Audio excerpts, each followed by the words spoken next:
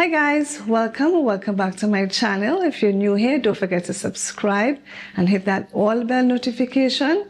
In that way you won't miss any time I publish a new video. Alright, so what are we going to be doing today? A homemade all-purpose seasoning blend. Okay guys, so I'm going to show you how to make a homemade all-purpose seasoning blend. Alright?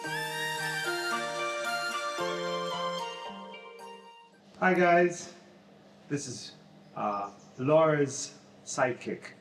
I want to invite you to please, if you haven't done that, subscribe to this channel. You're going to get the best advice on how to do a lot of things. This is the best channel. Please give it a thumbs up and make sure you watch all the videos. Over and out. Alright, so we're going to start off with 2 tablespoons of sea salt.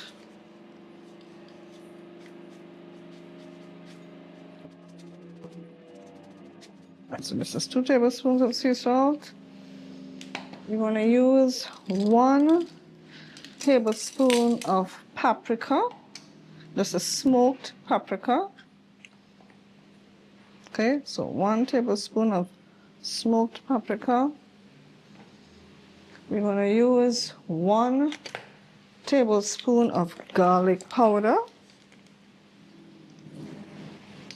Okay. We're going to use 1 tablespoon of onion powder.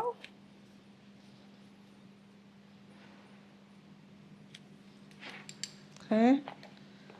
We're going to use 2 teaspoons of dried parsley.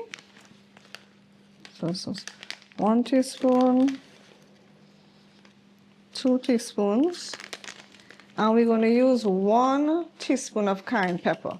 Now, you can adjust this. If you want it not so spicy, you can use half a teaspoon, but I'm going to use 1 teaspoon, okay?